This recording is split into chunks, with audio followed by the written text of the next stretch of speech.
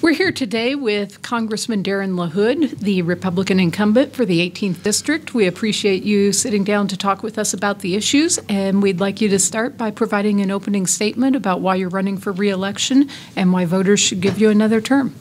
Well, first of all, I want to thank SJR for having me today and for this opportunity to be with you. This week is the 3-year anniversary from when I got sworn in during my special election in 2015, and it's an honor and a privilege to represent the 18th District. I tell people all the time I got 710,000 bosses, and those are the people that I represent in my district. And you know, over the last 3 years, we've tried to put a real focus on a couple things: good constituent service, making sure that when people call up our offices, whether it's here in Springfield or around the 18th District, that we give them the best service possible, whether you're a veteran, whether you're an elderly person, whether you're a business person, whether you're a farmer, to make sure that we are attentive to the needs of our district. Secondly, going out to Washington, D.C. and advocating for my district, whether it's agriculture, whether it's manufacturing, whether it's healthcare, and really focusing on how we get the economy going. When I came into office in 2015, we'd had very stagnant economy, low wages, couldn't get over 1.8% growth. As we sit here today, we're over 4% growth. The economy is healthy again. People are working, people are making higher wages, and there's a robustness that we haven't seen in a long time. And I think that's been due to a couple things. One, comprehensive tax reform, a regulatory environment that's much different, and focusing on how we get the private sector flourishing. And I've been proud to be a part of that and to focus on that. Doesn't mean we still don't have challenges in the future. We do. Infrastructure, we haven't tackled that. The issue of more skilled labor. How do we get more people the education they need to get a skilled labor force that's important? Immigration and healthcare are two issues that we need to focus on too. So again, happy to be here. Look forward to your questions here at this meeting today. Okay. So before we dive right into all of the issues, I'd like to have you have a chance to explain how you came to be a Republican. What are a couple of principles that Republicans generally hold? And how do those play out for you in Congress? How do they kind of guide your behavior? Yeah. Well, you know, I was a political science major in college and did an internship in Washington, D.C. when I was in college. Obviously grew up around politics with a father in politics and serving in elected office. But for me, you know, when I look at the Republican Party, I look at a couple different things. You know, one is, you know, it's freedom, fiscal responsibility, you know, a strong national defense, standing up for the rule of law, standing up for the Constitution. I also think back to my great-grandparents immigrated from Lebanon. I think about their journey to the United States. You know, like many immigrant stories that we hear across the nation, my great-grandparents didn't speak any English, but had a dream to come to this country for a better life. And they didn't have any money, but they had a strong faith in God and a dream to better their lives and hopefully their future children and grandchildren. And so they got on a boat from a very agrarian part of Lebanon, came through Ellis Island, and wound up in Kewanee, Illinois, right outside of Peoria. And they opened a confectionery store and went under in the Great Depression. They had to move to Peoria. But I look at their what they did. They put a real focus on education for their kids. Again, a work ethic. But they didn't come here looking for a handout. They came here with a dream of working hard and making life better for them. And so I look now 3 generations later as a sitting member of Congress and think about the sacrifice and the commitment they made. But making sure that that American dream that they had and many others have had stays strong. And I think the Republican Party and the principles we stand for on all those things that I mentioned, I think those are important. And I think they're important to continuing what makes America the great country that it is. And, you know, and so that's, I think, what the Republican Party stands for. Doesn't mean that we don't have things to revise and amend and change. But the Republican Party, I think, suits the values that have helped make this country the greatest country in the world. And I would also say that I think our democracy over the last 230 years has obviously had lots of challenges. It has lots of hurdles. It's ebbed and flowed. It's been a roller coaster. But I don't think there's a better system of government that we've seen in this world than democracy. And democracy functions with a two-party system. It functions with a strong free press that plays a strong role in our democracy. And I think our system works well. But the values and the principles that the Republican Party has stand for, I have found that those are ones that have helped to keep the American dream alive and to help keep the free enterprise system flowing. You brought up in your opening statement the economy, so let's just start there. The tax plan's been, the tax overhaul's been in place now for several months. What type of impacts are you seeing due to those changes? Well, if you look at statistics, we have the lowest unemployment rate than we've had in 20, 25 years. Just was announced a couple weeks ago, we have 6.9 million unfilled jobs in this country. The tax bill that we passed in Congress, and I proudly supported, focused on a couple things.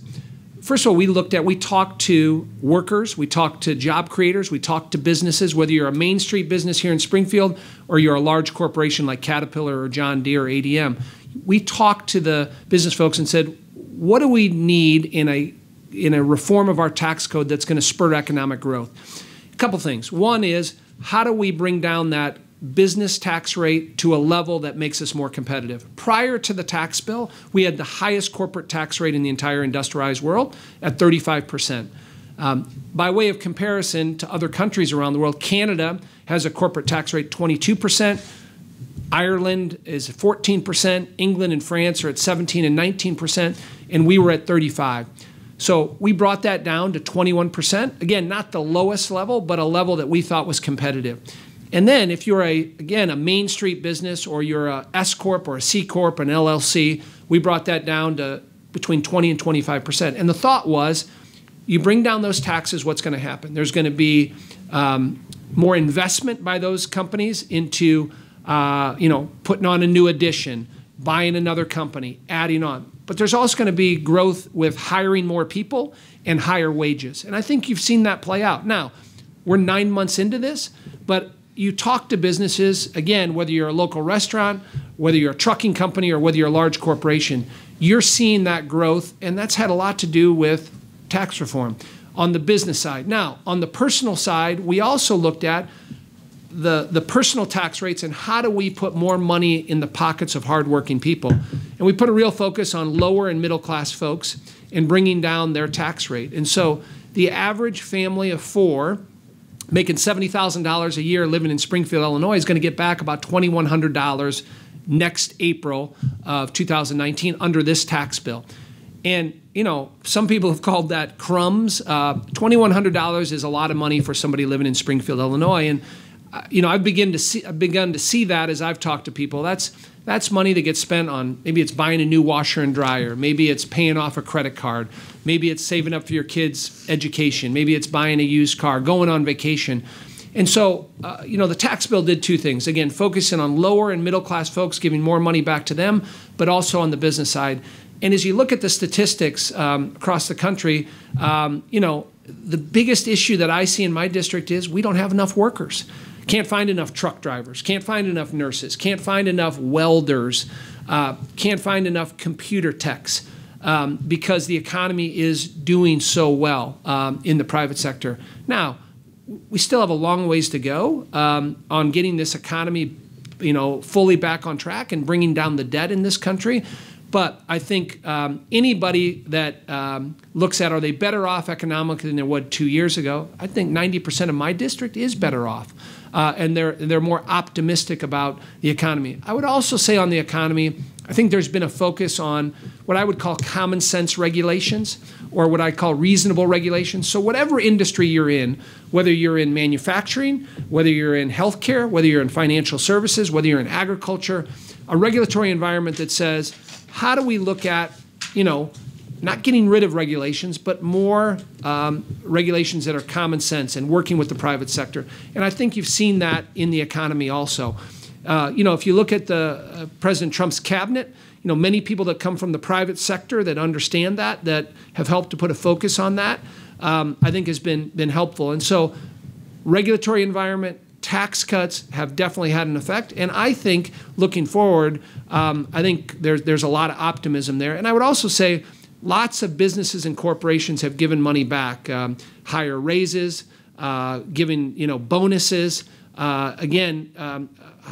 more private sector growth. I was just with a business about 2 weeks ago. They're now, because they can't find enough skilled labor, they're raising their minimum wage to $15.75 an hour to work a third shift job. I think that's a result of a strong economy, and it's something that we needed after 8 or 9 years of coming out of a great recession. And so I think we're on the right track. We got to continue to monitor this. And I would also say, I don't think we should go 31 years before we pass our next tax cut bill. I think we got to work in a bipartisan way to monitor that and adjust as we go along to where we need to help the private sector economy. Is there anything immediately you think needs to be addressed with the tax reform? Any additional changes right now?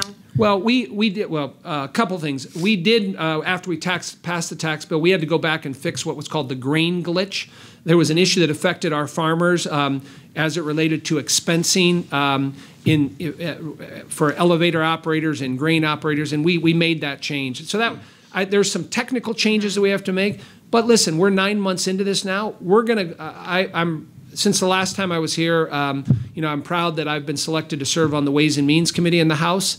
I think it's the best committee to serve on in the House. We obviously have jurisdiction over taxes. I wasn't on the committee when we passed the first tax bill, but we're about ready to vote next week on what's called Tax Reform 2.0, which does a couple things. It's obviously not as big and broad as the first tax bill, but we make the personal tax cuts that I referenced earlier, we make them permanent. They weren't made permanent in the first bill. And then we also work with companies, small, medium, and large companies, on incentivizing more savings programs through 401k, making it easier for small businesses to be able to get their employees into 401k programs. Sometimes there's a lot of expensive startup costs. We give some tax credits to, again, small businesses so that we incentivize people to get into retirement programs. Those are the two big focuses moving forward. Go ahead. I'm sorry. So one of the things in reducing the corporate rate from 35 to 21 was to remove the loopholes, but that somehow maybe didn't happen. Can you clarify that? Well, I think we have, there was a lot of, well, let me just back up. So not passing comprehensive tax reform in 31 years created a lot of loopholes in those 31 years, because you go back to 1986 was the last tax reform bill we had. What happened over that period of time is you had different industries, the real estate industry, the manufacturing industry, trucking industry, that came in over that period of time and said, well, we need to tweak this, we need to change this, we need this loophole, we need that. So you had kind of a hodgepodge of loopholes and changes to the tax code that affected individual entities and individual businesses. And that created some inequities and some changes. I think now if you look at what we did in bringing that down, we eliminated almost all of those. And basically what we said is we're giving you a significant tax break coming down to 21%. So you're not going to be entitled to those loopholes or changes or things that you had in place, and you're going to benefit from that lower part. Now, on the international side, very complicated because many of our businesses do business overseas, but we focused on what's called how do we help repatriate more money back to the United States, because under our old tax system, if you're a company like Caterpillar or John Deere or Boeing, which is based in Illinois, it was more beneficial and legal under our tax system to park those profits overseas. So a lot of them was parked in Ireland, England, France, Germany, $3 trillion. So what we said is, how do we bring that money back? So we changed the tax code. And we did that from a broad perspective, and to date now we've brought back about 1.7 trillion back into the country, and that's a positive thing. And I anticipate we'll have more brought back. I'll give you an example. Apple, for instance, had about 350 billion parked overseas. Much of that has come back. Now, A lot of that has gone into reinvestment. Some of that is still sitting in banks, but it's sitting here in the United States. But a recognition, if we change the tax code, across the board, which we've done, we're going to eliminate a lot of those loopholes. I think, as we sit here today, I think we've eliminated most of those loopholes. We got to make sure that we're consistent with that moving forward. Thanks. Sticking with the economy, as we've been talking, there are a lot of measures that say it's doing well right now. On your campaign website, you talked about how you are and want to continue to be an outspoken advocate for families of your district by removing the barriers to job creation. So walk us through what you think needs to occur for that to happen. Yeah, I mean, a couple things. I was a co-sponsor of a bill that we just passed called the Career Technical Education Bill. And what that does is focuses on a reauthorization of the Perkins grant program, Perkins program, which has helped, again, with career technical education. And I think it's the biggest hindrance that we have with keeping this economy going is how do we put a focus on career technical education, but also trade schools, apprenticeships, working with our community colleges. We have one of the best community college systems in the entire country. And I've seen that going out to D.C. when you look at other states. But if we don't start getting into our high schools and our community colleges to help, we need to spend more money, but help to educate people to be, again, nurses, truck drivers, technicians, more teachers. We have to fill that skills gap. And I think that's the biggest hindrance is a skilled workforce and skilled labor where we can fill them. And the other observation that I would make is for too long we have said every kid has to go to a four-year university and head off into it. That's not the case. And I think we've got a little mixed up on that. We have to refocus and prioritize and kind of harmonize that, if you go to a two-year community college or you go to a trade school and you become a truck driver, that's a head of household job that we ought to promote and work for. Dot Foods in Mount Sterling, Illinois is in my district. They could hire 60 truck drivers tomorrow, starting at $62,000 a year. Within 2 years, you can be up over $80,000. Now, that's a head of household job. But again, we can't find enough truck drivers. So again, I think we can do more. We passed the Career Technical Education Bill, but we have to focus more on the federal level, how we get more money out to community colleges, get into the high schools earlier, refocus on trades, refocus on apprenticeships, refocus on, I would also throw in there construction workers, skilled construction workers that can do the work that needs to be done. We don't have enough of them right now. I think that's the biggest thing looking forward is putting a priority on that. Okay. The economy is doing well, but our national debt continues to grow. You say you want to rein in spending in order to tackle the national debt. How do you accomplish that? Well, I would just point out the biggest spending bill that I voted on in the 3 years was the omnibus bill that was voted on in February, added $1.3 trillion to the national debt. And I'll just back up. There were many good things in there that were worthwhile, opioid funding, funding our defense, but I voted against that bill. I think I was the only Republican in the state of Illinois that voted against it. And I did that because I ran on the issue of fiscal responsibility. It's something that I felt strongly about when I was a candidate, something I talked repeatedly about not adding to the debt. Now, again, I think many of those programs were needed, particularly to rebuild our military and some of the other provisions in there. But when I looked at that and looked at my district and the promises that I had made to my constituents, I made the decision not to add to the debt. And to your broader question, we have to control spending. If you look at the federal budget, you look at the amount that we spend on mandatory spending, and that keeps growing. That's Social Security, that's Medicare, that's Medicaid. Those programs are on a trajectory that is, we're going to run out of money long term on these programs if we don't get a handle on it. And so as we have, about 10,000 people now a day retire, right? And so we're going to continue to have this problem. And so, listen, I hope we keep having 4% growth for a number of years, but until you get our entitlement programs under control long term, I think it's going to be more difficult to bring down that debt like we need to. So that's always an issue. We have not been able to tackle that in Congress. We just haven't had the political fortitude to do that, and it's a bipartisan issue. Go back and look at what President Clinton talked about when he put together his Simpson-Bowles commission that looked at, here's what we need to do. They came up with concrete proposals that made a lot of sense, but we could never get them through the Congress. If we're going to solve our long-term debt and deficit problems, we're going to have to tackle these issues. Another important part of the economy is trade. What type of trade agreements would you like to see with other countries? Well, when I ran for Congress, I talked a lot about TPP. I was a strong supporter for TPP. When I look at trade and how it affects my district, again, whether it's John Deere equipment and Caterpillar equipment, which, the Caterpillar mining equipment made in Decatur, Illinois, 80% of that goes somewhere else around the world. 40% of the corn and soybeans grown here in Sangamon County go somewhere else around the world. We are reliant on trade. We have to have trade agreements. We have to have customers. We have to have marketplaces around the world for our products to sell them. There is a direct correlation to jobs and economic opportunities in my district and having a global trade network out there. I've said this before, having the Illinois River that runs through the heart of my district. I also have the Mississippi River.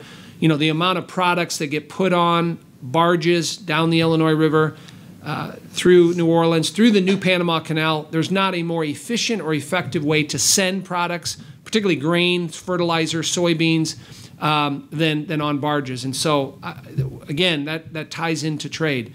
I'm a strong supporter of NAFTA. I'm happy that the president has reached an agreement with Mexico. Now we have to button it up by getting the Canadians on board. Canadians are in D.C. this week in very intense negotiations. We have to get a completed NAFTA. About a third of the products produced or grown in Illinois go to Mexico or Canada under NAFTA. So again, I reiterate my point that trade is vitally important. Now, I am not a fan of tariffs. Tariffs are taxes. They're taxes on consumers. I've never been a fan of tariffs. And so we are in a trade war right now with China. And I'm willing to give the president some flexibility when it comes to harmonizing or equalizing our disparities with China, because clearly there are. For 25 years, the Chinese have been ripping us off.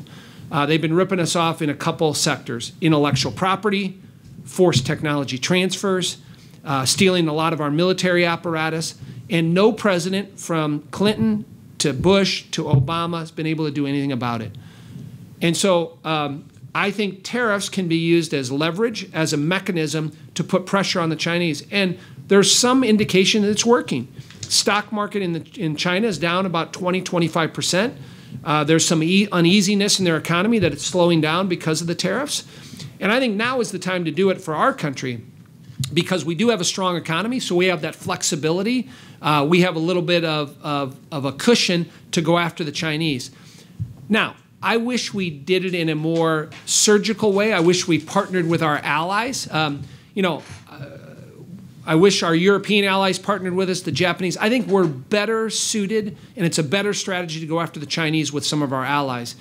And, this administration hasn't necessarily done that. Now, we've reached a verbal agreement with the Europeans. Again, that's a positive thing. I think if we get NAFTA secured, that's a positive thing. And then we ought to go after the Chinese. What I don't want to have happen is I don't want to be in a trade war a year from now or 2 years from now. That's not good long-term for our farmers. Look at the commodities markets. They're way down. Soybeans are down. Corn is down. Pork bellies are down. And ag is the #1 industry in my district. It's the #1 industry in the state of Illinois. So we can't have a long-term trade war. I would also make the observation, in a trade war, food is always the pawn. Agriculture is always the pawn. They get caught up in this. But if we can get a better deal with the Chinese and we can hold them accountable and force them to not engage the practices they have, we're going to be better off. And let me just comment on their practices. I mentioned those 3 areas: intellectual property, forced technology transfers, and stealing our military apparatus. What happens when you go to China, if you're a company, particularly a tech company, say you're Google or Facebook or Amazon, and you go to try to set up business in China, what they do is they tell you, okay, you're going to give us half of your company. You're going to give us your intellectual property, your secrets, and how you set up your cloud services, which are obviously that intellectual property, those trade secrets and copyright information is vital. But they want to, it's extortion. And I don't use that word lightly, but it's extortion. Give us that, and then you can come into our marketplace. Now, by way of comparison, if you're Alibaba, Chinese largest internet company, you come to the United States, you're treated like any other company. Any other company, right? You play by the rules, you do everything else, you come in here and you have free access. And so that's what we're trying to stop and get the Chinese to be compliant, and that's the reason why we're doing these tariffs. And we need to change that mentality. And it just doesn't affect the United States. They do the same thing with the Europeans. They do it with every other country in the world. And if they want to be part of the WTO, the World Trade Organization, they have to play by the same rules, and they're not doing that. So again, it's our farmers are suffering because of this, and our manufacturers could suffer, but we have to change the way they've been doing business. And so that's where we're at with this. And I have concerns. I have a little anxiety with this, but I think in the end, if we can get a better trade deal in the next 6 to 8 months and putting pressure on the Chinese, I think our country will be better off. What are you hearing from ag interests and farmers in your district? Most of the farmers I spent the month of August traveling around my district and spoke with a lot of farmers. When you talk to farmers on the ground, obviously they don't like the commodities market and the prices where they're at now. But I think most of them are willing to give the president the flexibility and give him the ability to get a better trade agreement in the long run. And they realize the Chinese have been ripping us off. And if we can equalize that or change that, they're willing to do that. Again, they don't want a long-term trade war. They don't want this to keep going. But they're willing to give the president the benefit of the doubt if in the end we land this plane and we get a better deal in the end. We've been talking about ag, and the next iteration of the Farm Bill is being discussed right now. It's at the conference committee level. What would you like to see come out of that bill? Well, I supported the Farm Bill in the House. I think it's the best approach to take. As I mentioned earlier, ag is the #1 industry in my district. Listen, 85% of the bill we passed in the House is bipartisan things, and we're in agreement with the Senate version that came out. The two big issues are, obviously the Senate passed their own bill, and the two big distinctions are crop insurance and how we deal with SNAP benefits or food stamps. And let me just talk briefly on that. I think the House version does a better job in protecting crop insurance, which is vital for our farmers. And by the way, the crop insurance program has made a lot of changes to make it a more effective, efficient, and accountable system, and to make sure that that money is being spent wisely. And so I think we've made a number of changes that have been helpful. The House version, when it comes to crop insurance, I think is the better approach. When it comes to food stamps and SNAP, of course, SNAP is the Supplemental Nutrition Assistance Program. It's always included in the Farm Bill. Every 5 years, we negotiate a Farm Bill. And, of course, it runs out here at the end of September. So we go back to D.C. next week. I'm hopeful that we can reach agreement with the Senate and pass the bill. But I supported the House version when it comes to SNAP reforms because if you look at the economy the way it is now, again, we have 6.9 million unfilled jobs in this country. And what we say in the House version is SNAP has worked well. And I'll be the first one to tell you that. It's worked well. We need to keep it robust. We need to keep it functioning the way it is. But what is it intended? SNAP is intended for poor women that have children, and we need to keep doing that. People with disabilities that can't afford food ought to have SNAP. Elderly folks that can't afford food ought to have SNAP. But what we say is if you're an able-bodied working person between the age of 18 and 59 and you don't have dependents, we're going to put work requirements on you receiving your SNAP benefits. Now, I don't think that's a big ask, but of course we didn't get any Democrat support in the House on that, and that's the biggest sticking point. But again, with an economy the way it's doing, I think that makes a lot of sense. And I'm going to continue to support that provision in there to get people out of, get off of food stamps and get off of this program and get out in the workforce. And again, work requirements on receiving your food stamps. So we don't cut people off. We say there's going to be work requirements and you're going to have to do that. the bottom line is I think the best social service program is a job, is a job.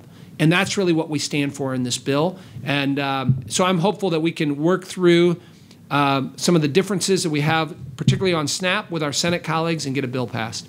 There are the work requirements already in SNAP. There's also job training programs in SNAP. Does this just seek to strengthen those or to revamp them? Because, again, they're there already. Well, what we're saying is if we'll give you the opportunity for a 6-month period of time to continue to receive SNAP, but if you're not going to get a job, eventually you're going to get cut off from them if you're an able-bodied working person that falls in that category. And again, with 6.9 million unfilled jobs in an economy here locally where, I mean, you know, you can go out and get a job, a good-paying job now. You mentioned earlier about how healthcare remains an issue that needs to be addressed still. On your campaign website, you said you believe the Affordable Care Act has been a disaster. You said it's vital to repeal and replace it. In your mind, what's the ideal healthcare system for this country to adopt? Well, I was not in Congress when the ACA was passed, when Obamacare was passed, but I did vote in the House to repeal and replace Obamacare.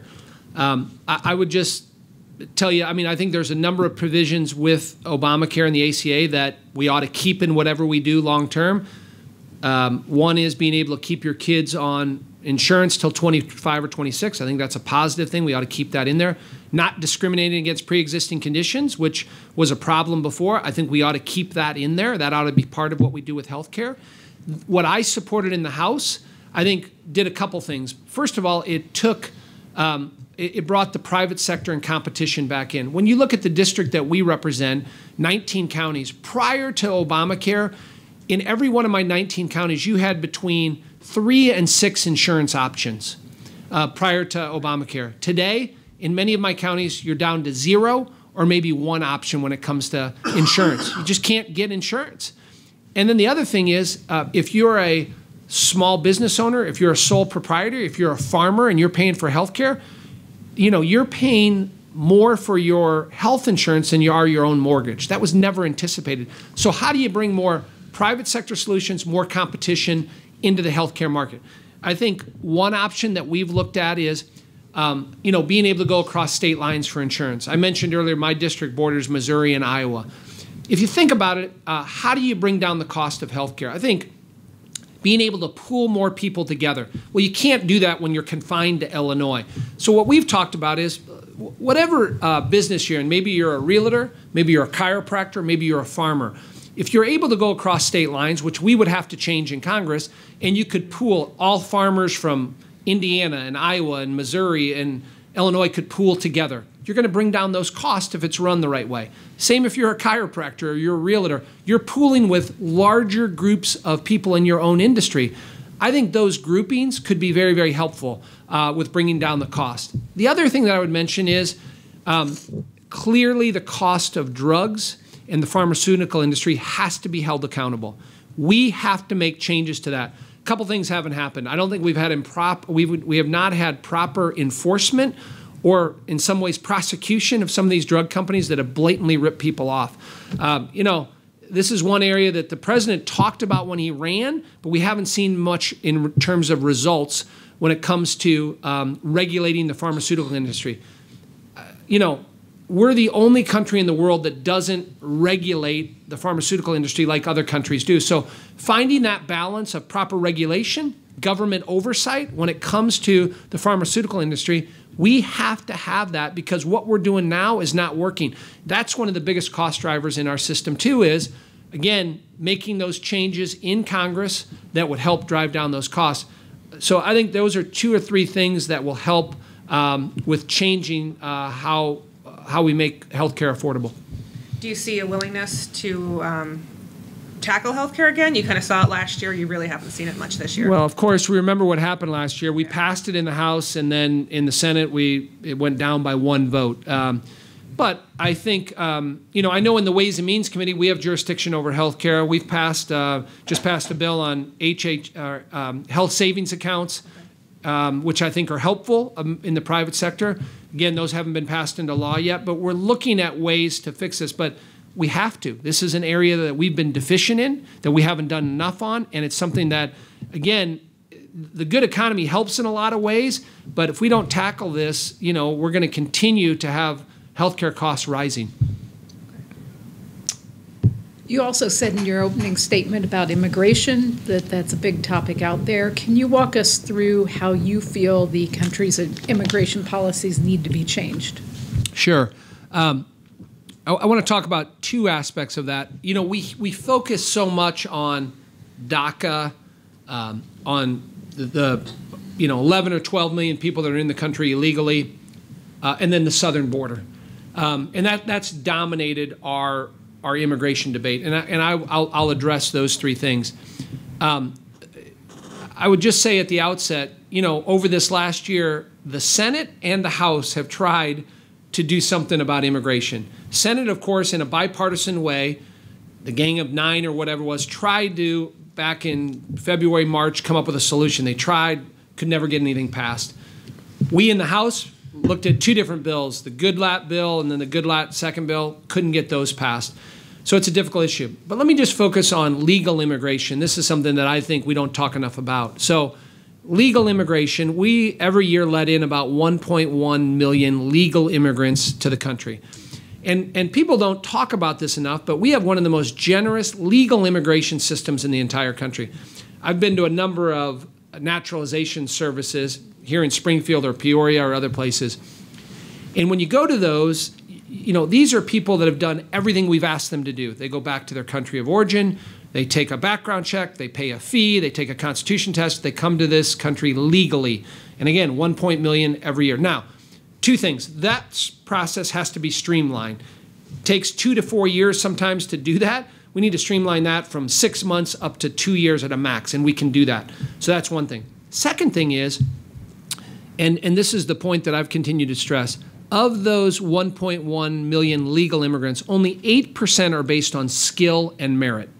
So our legal immigrants come here based on chain migration and based on a family connection.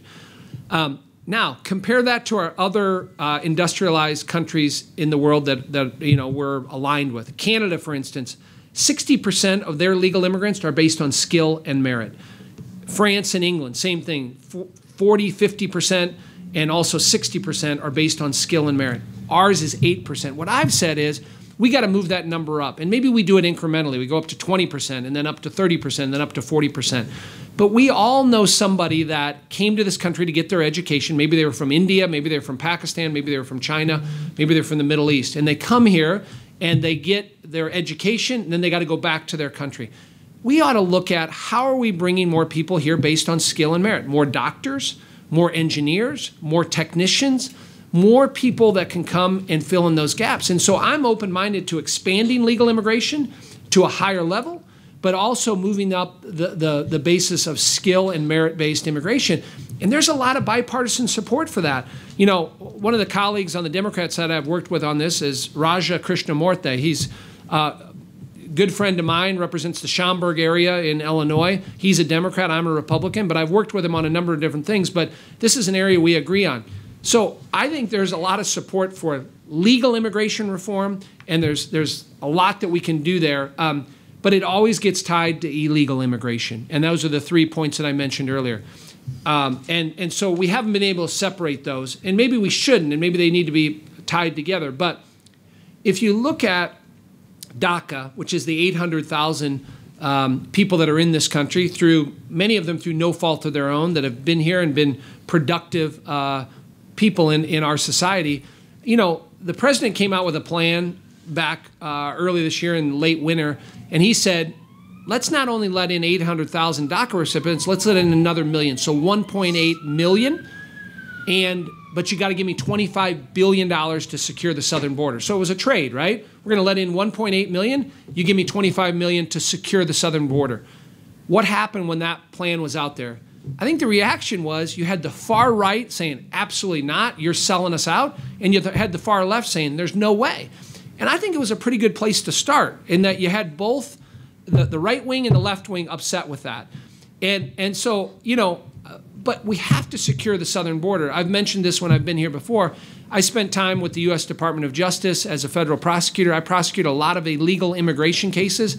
I've sent people back to their country of origin, so I know that system well. We have to secure the southern border. Now, I'm not somebody that says we build a wall along the entire border. I don't think the wall makes sense along the entire border. Are there portions where we can put up a wall? Absolutely. But secured barriers, fencing, drone technology, a lot of our military technology can be used along the southern border. Obviously, more money for manpower. But I think there's lots of ways to secure the southern border, but it's going to cost resources to do that. But I think there are more and more Democrats on the other side said, well, if you're going to let in more folks and let in the DACA recipients, we're willing to give you that money. The bottom line is we have to have a bipartisan solution to this. But I think we're incrementally making progress, and I think you bring in the legal immigration part of that, and I think you can help marry the two of them together. And so I'm open-minded on all of those things I just mentioned and coming to a solution long-term. So do you have some sense, though, I've heard for years about securing the southern border, but what are the metrics on that? What would that be? 0 people crossing? I think you need to have a 80% of a wall. What are the numbers? First of all, you got to stop the flow of people that are coming across, and we've made some progress on there. But I think if you talk to the southern, if you talk to Border Patrol agents, we haven't solved the problem by any means. But I think there's again mechanisms to do that. I think we've got to listen to the people along the border. They're the ones that are on the front lines every day. And that are dealing with the different ways that people use to get in there. But I think technology can be helpful. I think much of what we've learned in the military can be helpful. I think drones can be helpful. I think there's a lot of things that can do that. Are we going to get to 100% deterrence? I don't think that's the goal, but I think we can get close. I think we can get to where, you're going to stop people from coming across. And the vast majority that come across do it based on economics, right? Separate from this, it gets back to NAFTA, right? Why we need a robust NAFTA so that we can help Mexico and help them with getting their economy going and help them thrive and prosper and do well. That helps change some of those economic dynamics of people wanting to come across. And the other part is, Mexico is doing much better under NAFTA economically, but a lot of the immigrants that come now come from Nicaragua and Honduras and El Salvador and those countries more, but they have to travel through Mexico to do that. But I don't think our ultimate goal is you're going to stop every person coming through, but you're going to send a message when those people, start saying, oh, we can get you across the border. Well, can't do that now. We're not going to allow you to do that. So just as a point of clarification, yesterday, Secretary Pompeo, the State Department, said he wants to limit migration to 30,000 per year. How's that compare? Are those refugees? What was that number? Because that's quite a bit different than the 1.1 million. Yeah, so two separate things, really apples and oranges. He's talking about refugees. So refugees are folks that come here because they are under threat in their country. So that could be Syrians, which we've let in over the years anywhere from 50,000 to 75,000 to 15,000 Syrians. But they're fleeing a conflict, and so they're not in that category of legal immigrants. Okay. Now, if you come here as a refugee, you can apply for legal immigration and get in that process, but that's different. The State Department made a decision to cut the refugee cap down to 30,000 per year. Okay, thanks. Something else you said in your introduction that I wanted to go back to is you felt infrastructure still needed to be addressed.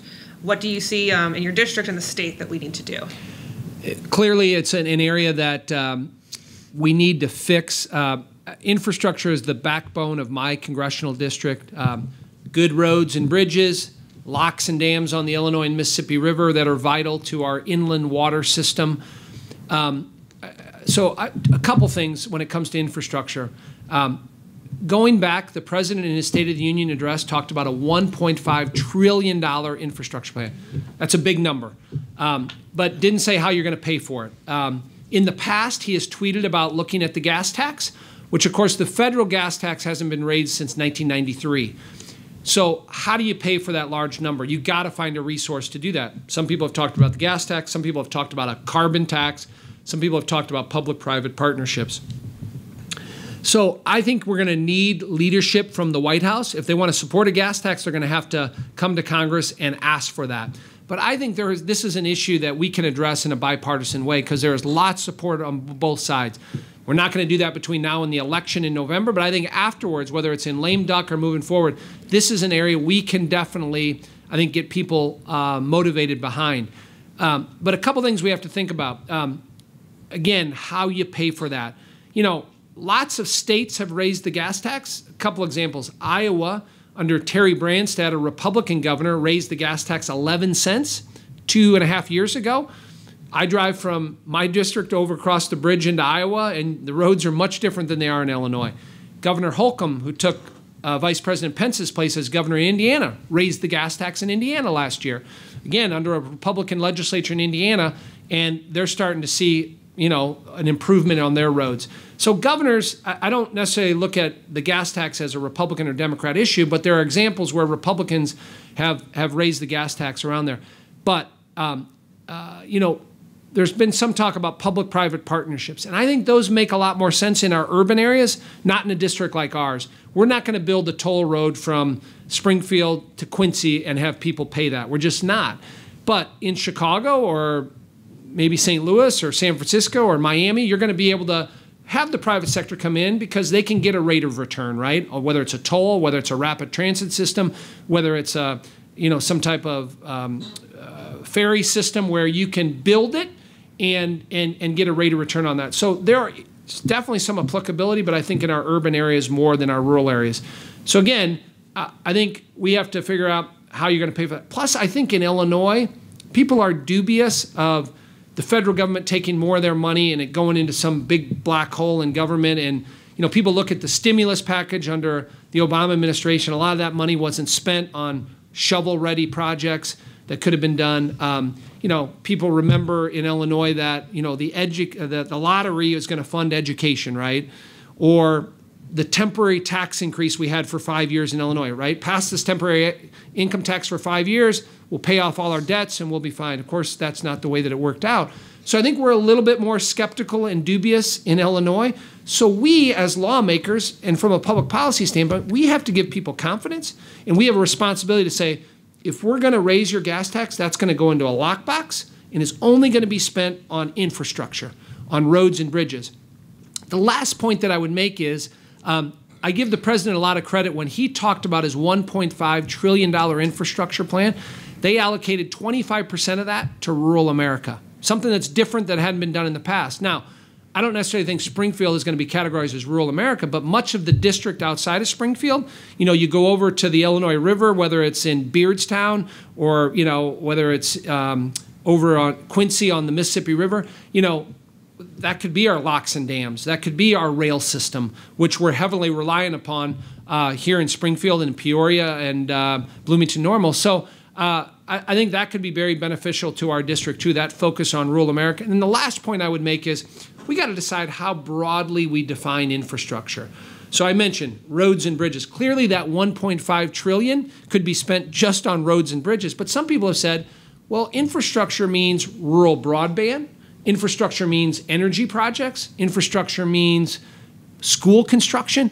So how broadly we define it, I think we keep it narrow is my view on that, because there's plenty of projects that we need to spend. And I would just say the rail realignment project here in Springfield is a perfect project for an infrastructure bill.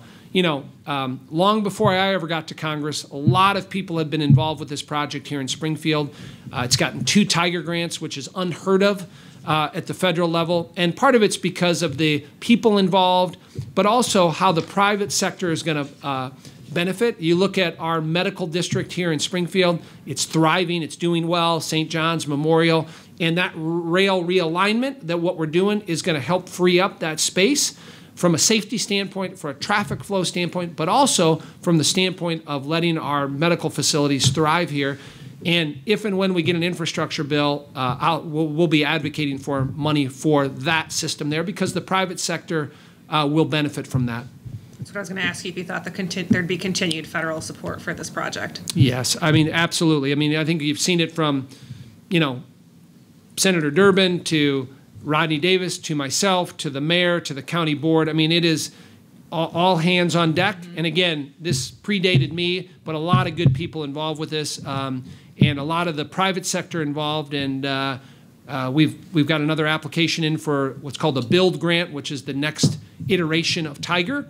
And I think there's a good chance we could get that. But it's a great project that will, again, benefit the private sector. You've brought up the president a couple times. How would you rate the job Donald Trump has done as president? I think his policies, when it comes to the economy, when it comes to national security, what he's done with the federal judiciary, I think he gets high marks. I'd give him a B+ on all of those things, because I think the two biggest issues going into the election of 2016 were whoever gets elected, how are you going to turn around the economy? And what are you going to do, to defeat ISIS? What are you going to do on national security? What are you going to do when it comes to picking justices for the Supreme Court? And, again, we've talked a lot about the economy, but I think, again, the president's focus on getting the economy going, letting the private sector flourish, has been good. Does it mean that I like everything the president does? No, and I've been critical in some of those areas when I've found that I've disagreed with him on, and have been vocal and outspoken on that. And I don't look at my job as, a rubber stamp for this administration. I look at my job as I represent my 710,000 constituents. It's not my job to opine on every tweet or every statement that comes out of the White House. It's to focus on how I can do the best job advocating for my district and making sure that we're continuing to move forward with all the things that we have been focused on in terms of my district. But I think his policies are working, and I've been very proud to support those policies. I don't always like, again, some of his tweets. I don't always like some of the way he says things or some of his actions.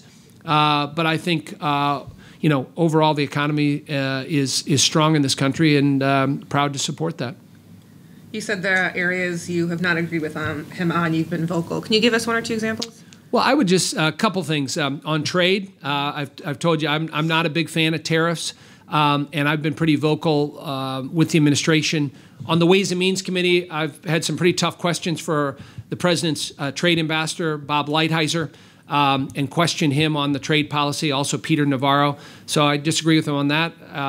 I was the member of Congress from Illinois to lead the letter that went to the president on the potential pardoning of Rod Blagojevich. As a former federal prosecutor, I thought that was a terrible idea. I authored a 3-page letter that every one of my Republican colleagues from Illinois signed. We sent it to the president. I met with his staff on it, and we haven't heard anything since then. We'll see what happens, but I thought that was again, a terrible idea, and spoke out on that. I would also say I spoke out when the president talked about when he implemented the policy of zero tolerance, separating families at the border. Spoke out against that policy. I'm glad the president changed that policy. Now we have, reunification of those families, and that policy changed. I've also been a strong proponent of trade with Cuba. I'm on the U.S.-Cuba working group. I don't think the approach we've taken to Cuba is the right approach, with kind of isolating them and turning them off. I think, similar to what we did with Vietnam, they were one of our biggest adversaries. We now have some of the best trading with any country in the world we do with Vietnam. I think that's the approach we should have taken with Cuba. And I think the president's listened to too many people in South Florida and New Jersey and these pockets of Cuban resistance than that. And I would also say, I spoke out when the president did his summit with Putin in Helsinki. I got criticized by a lot of my Republicans in my district. I did not think that was the president's best moment. I think Putin is a thug who's an unelected dictator. I don't think we should be putting, I think we should be relying on our own intelligence services and not be giving any credibility to the Russians on that. And so, anyway, I'm glad the president backtracked on that, but I was critical of that when he had his press conference over there. Okay. Do you think he should agree to be interviewed by Robert Mueller? I think that's a decision he's going to have to make. There's things that I don't know about that, but it's clearly his discretion to decide what he wants to do on that with his lawyers and his legal team. You've held town hall meetings in recent years, while many members of Congress have not. I think you held one in the last month or so. Yep. Why is it important for you to do that? We just did hold a town hall meeting in Quincy. I've tried to do a couple town halls every year that I've been in office. And listen, I don't criticize any of my other colleagues. Some of them do them, some of they don't, but they do it for all their own reasons. I got my own district. And it's something that when I was an Illinois state senator, I did a lot of town halls, and I promised to do that if I was fortunate enough to get elected to Congress. But I think, you know, the town halls that I've had, you attract a lot of people that ask you tough questions. Most people don't agree with you out there. But I think a couple things. You got to have thick skin in this job. You got to be able to take criticism, and you got to be able to defend your positions. Listen, I'm a Republican. I'm a conservative Republican on many of the issues, and I voted the way that I have. But I think you got to go out and defend those votes. You got to articulate and be transparent about why you voted the way that you did, and why you believe those things. Now, I continue to learn in this job every single day, and I learn from these town halls, from people that come and bring their perspective. But I think people like when you, my sense is people like when you can stand up and take tough questions, be able to defend what you believe in, to be able to you know, get feedback, sometimes get yelled at a town hall. I think that's part of the process. Now, I will tell you, I prefer more civil discourse and more focus on issues and the substance and merit of public policy. But I think a lot of that comes out in town halls. And the way we've done ours is anybody can get up, ask any particular questions, and I will answer them or give them a response on it. Again, doesn't mean they agree with me on every issue. But what I say at every town hall is when I go to Washington, D.C. and I have to vote, every time I vote, I have a yes button and a no button. I don't have a perfect button. And some people want the perfect, and you know, on all sides of the political spectrum. And I don't have a perfect button, but I try to make the best decision possible for my district on every one of those votes that I've cast. Okay. Speaking of civility, I think more people would like to see that in politics. So in that vein, we ask you, what is something you admire about your opponent, Junius Rodriguez? Anybody that has had Junius Rodriguez as a professor, I think appreciates his knowledge of history and the way that he helps kids learn in the classroom. Okay. Anything else? I wanted to circle back with the tax bill back in December. It seems to me, well, in fact, it's front page of the Wall Street this morning, says that more companies are given bonuses rather than increasing wages. So I mean, and I can kind of understand the strategy behind that.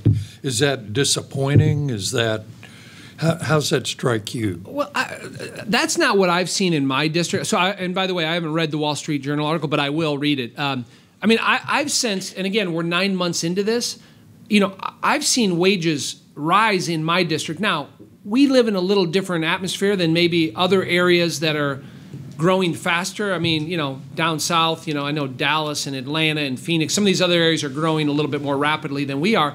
But in my area, I think, you know, I was just at Dot Foods. I was just at Knapheide in Quincy. If you talk to Caterpillar, I mean, they're raising their starting salaries because they can't find enough skilled labor.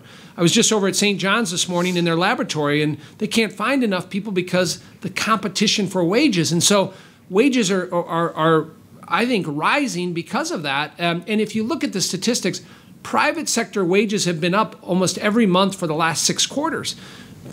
Some have gone up 1%, some have gone up 3%. But in our own district, I think I've seen private sector wages rising. And I think, again, part of that is, you know, we don't have a lot of extra people here that are in the workforce. Well, we thank you for meeting with us today, Congressman LaHood, and invite you to give a brief closing statement as to why you think voters should give you another term as the representative for the 18th District.